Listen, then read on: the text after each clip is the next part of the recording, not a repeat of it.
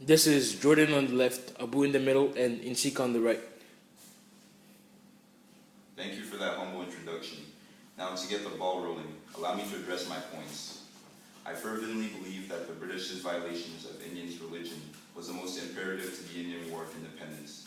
I think we can all agree that while this mentality satisfied the British soldiers during this act, it managed to have a backfiring effect on them.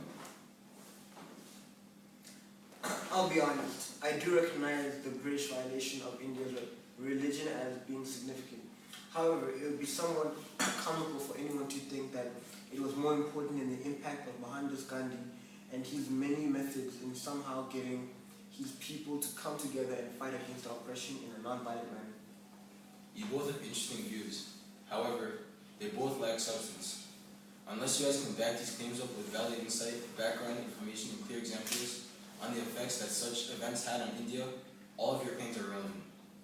While the long-term religious conflicts between the Hindus and Muslim people of the region have forced the countries into countless skirmishes and 3 brutal wars. As one can see, religion was a major factor and attribute that hindered the stability of the country.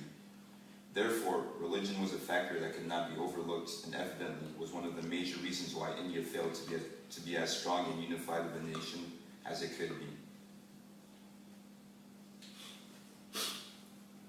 Consequently, India was in no shape to defeat the British oppression, which such a constant burden on a nation's unity and general peace amongst Indians alone, let alone when the British fully demonstrated the oppressive force and fully took advantage of the Indian country as a whole. If we all just try to imagine how one individual had done for a single country, I think it would be quite obvious as to what really impacted India's independence. Mohandas Gandhi launched and directed 3 major campaigns in the India's independence movement: the non-cooperation in 1919 to 1922, the civil disobedience movement, and the Salt Satyagraha of 1930 to 1931, and the Quit India movement from about 1940 to 1942. These 3 movements were arguably the most instrumental for the Indians due to the fact that the British simply could not overlook movements that compromised their economic prosperity. To make matters worse for the British, Gandhi led these acts in a non-violent way, which ruled out the British using violence to counter these actions. On one hand, yes, Indians were constantly facing civil issues due to the religious differences of the people. And yes, Gandhi did successfully launch numerous nonviolent campaigns to fight against oppression. However, the actions of Gandhi certainly weren't as smooth sailing as they were made to be, as his own people very often disagreed and condemned his ideas. In fact, this could be argued as a factor that further separated the Indians in terms of ideology. In addition, we cannot overlook the fact that the British did not let Gandhi's non-violent-led campaigns stop them from resorting to violence. In fact, a large part of the reason so many people disagreed with Gandhi's tactics was due to the fact that non-violence often led to his own people being attacked by the British, including Gandhi himself, as he was even arrested and thrown in jail. Personally, I find it ironic that the spark that really lit the fire in terms of the Indians' desire for rebellion against the British was a rebellion-based event. However, maybe if I illustrate the scenario for you all, you comprehend it better. The British were rumored to have been using new cartridges for the patent 1953 Enfield rifle that were greased with animal fat, rumored to be now a combination of pig fat and cow fat. This was offensive to the religious beliefs of both Muslims and Hindu supporters who refused to use the cartridges. British soldier actions were undoubtedly created a disgraceful plight for Indian soldiers. As a consequence of such actions, they finally mutinied against the British officers. That was a fun story, but may I ask what this has to do with Indians obtaining independence? Good question. Although this event was a complete violation of India's religion, it was the ideal event that finally gave reasons for Indians of different religions to unify as both Muslims and Hindus shared the same disrespect that the British treated them with. Consequently, Indians together channeled all of their frustration upon the British, strengthening the Indians' morale to become independent and defeat British rule. Decent point. However, a humiliating event for the Indians did not single-handedly unify the people. For the unification needed to fully defeat such an oppressive force, tactical leadership would be needed. Exactly. Mohandas Gandhi fitted this leadership role ideally, as his well-renowned education gave him the clever methods needed to constantly implement idea after idea to weaken the British forces and economy alike, all without even the slightest bit of intentional violence. For this reason, he was generally admired by all of his Indian people, once establishing his ideologies amongst the country.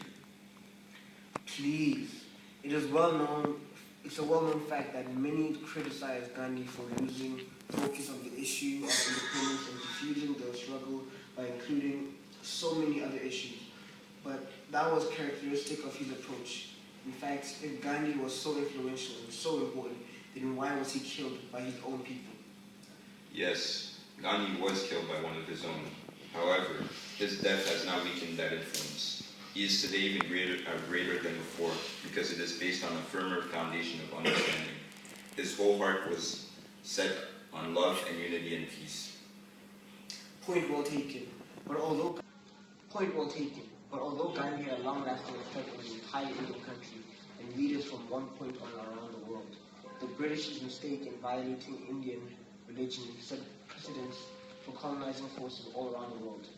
For all we know, the Indian people would still be divided, and had the British not given the soldiers a reason to come together. Fair point there also.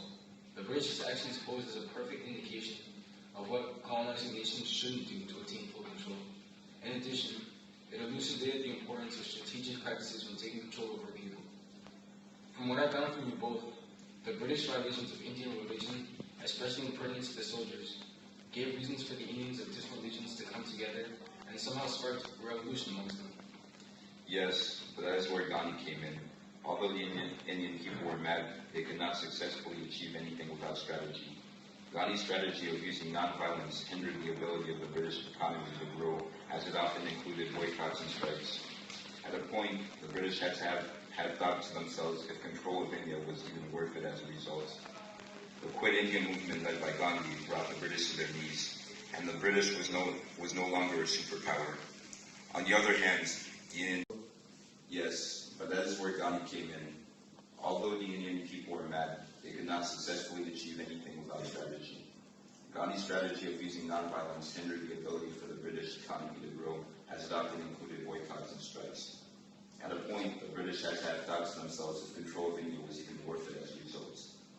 The Quit India movement led by Gandhi brought the British to their knees, and the British was no longer a superpower.